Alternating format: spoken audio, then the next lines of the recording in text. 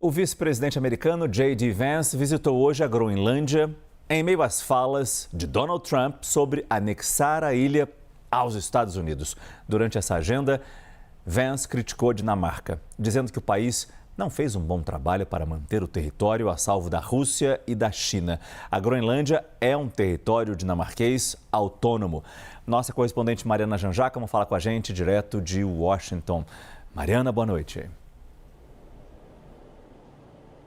Oi, Márcio, boa noite a todos. Márcio, nessa visita, J.D. Vance foi até uma base militar dos Estados Unidos, disse que a Dinamarca não tem feito o suficiente para garantir a segurança da região e que os Estados Unidos não têm outra opção a não ser adotar uma posição significativa na Groenlândia para garantir a segurança do território. Foi uma visita que aconteceu, como você disse, Márcio, em meio a protestos das autoridades locais, inclusive do novo primeiro-ministro da Groenlândia, o Jens Frederik Nielsen, que disse hoje que achou essa visita uma falta de respeito e pediu união frente às pressões externas.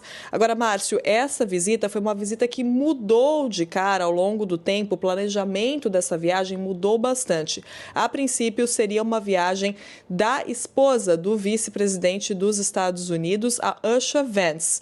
E agora seria uma visita para explorar a cultura da Groenlândia, algo sem muito teor, claro, sempre com um teor político, mas com essa visita de uma segunda-dama, falando mais do lado cultural, de uma aproximação dos Estados Unidos do território. E, de última hora, J.D. Vance, o vice-presidente dos Estados Unidos, decidiu se juntar à delegação e ecoou as mensagens, as falas de Donald Trump sobre essa ambição territorialista, a ambição que Donald Trump tem de expandir o território dos Estados Unidos. J.D. Vance, que passa por um momento complicado aqui nos Estados Unidos, porque ele esteve envolvido naquele escândalo do aplicativo de mensagens, do grupo de mensagens, com ataques, com planos de ataques militares dos Estados Unidos, com a presença de um jornalista. E nesse grupo de mensagens, J.D. Vance aparecia discordando dos planos de Trump, do que achava Trump sobre os ataques contra os Hutis no Iêmen. Então, J.D. Vance também faz esse trabalho de se provar alinhado com o posicionamento do presidente dos Estados Unidos, afinal de contas, e fez isso agora nessa viagem também. Ecoou bastante as falas de Trump, que nos últimos dias tem reforçado essa mensagem de que a Groenlândia está na mira dos Estados Unidos, apesar dos protestos das autoridades locais. Márcio. Muito obrigado, Mariana Janjacamo, que falou com a gente direto de Washington. Importante colocar nessa conversa o nosso analista de internacional, Lorival Santana. Lorival, como avaliar essa visita de Vance e esse passo a mais nesse desejo de Donald Trump de ter a Groenlândia para ele, para os Estados Unidos? Boa noite, Márcia, a todos que nos acompanham. Essa visita marca uma perda espetacular de prestígio dos Estados Unidos. É a primeira vez na minha carreira de mais de 30 anos de jornalista internacional, 35 anos, que eu vejo autoridades locais se recusando a se reunir com um vice-presidente dos Estados Unidos.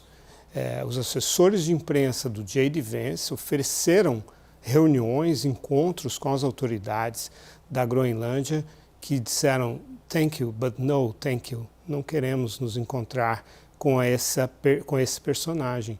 E a razão é absolutamente compreensível. Ele foi lá para dizer que os Estados Unidos precisam da Groenlândia. Aliás, o presidente Trump repetiu isso também, dos Estados Unidos. O presidente Trump disse que os Estados Unidos simplesmente não podem continuar sem a Groenlândia. E o J.D. Vance completou: nós não podemos ignorar a Groenlândia e não podemos ignorar um desejo do presidente Trump, dizendo isso num país estrangeiro.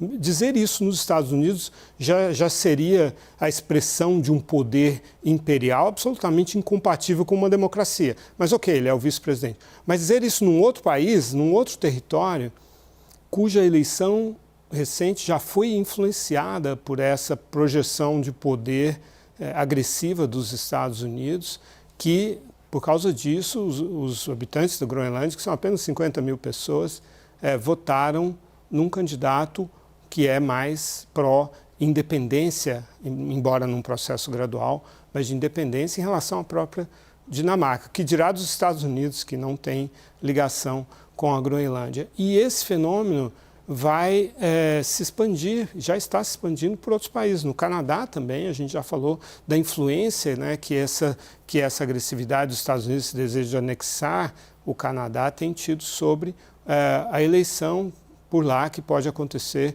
dentro de semanas, quando o primeiro-ministro McCartney quiser convocar, e deve convocar para breve, para aproveitar essa onda. Havia faixas, Márcio, na chegada do casal do vice-presidente e da segunda-dama, que fazia muito tempo que eu não via, acredito que você também. Yankees Go Home. Esse é um slogan dos anos 60, da Guerra do Vietnã, dos anos 70. Um slogan usado na América Latina, inclusive, no período em que os governos americanos, sobretudo republicanos, apoiavam as ditaduras militares. Então, é uma perda espetacular de poder brando, e o poder brando é fundamental para qualquer país e, sobretudo, para uma potência como os Estados Unidos. Como você colocou, falando isso, desejo ter, preciso ter a Groenlândia, como disse Donald Trump, soa ridículo dentro dos Estados Unidos, mas soa ameaçador. Você usou uma palavra agressiva, soa como ameaçador, eu coloco assim. Lá na Groenlândia, como a Europa se posiciona neste momento em relação a esta ameaça? Existe um aspecto extremamente grave nisso, que é a Dinamarca é um membro da OTAN, assim como os Estados Unidos. Então, assim como o Canadá, aliás, essas são ameaças de um aliado contra outro aliado no contexto de uma aliança transatlântica que foi, sim, responsável pela paz que nós temos até aqui e cuja coesão, né, a quebra de sua coesão no primeiro governo Trump é, sim, um dos fatores da invasão da Ucrânia, porque o Trump vive dizendo que no período dele não aconteceu nenhuma invasão, não aconteceu nenhuma guerra, mas foi preparada pelo Putin quando ele viu a fratura nessa coalizão entre Estados Unidos e a Europa, que foi chave para conter a União Soviética e a sua sucessora, a Rússia.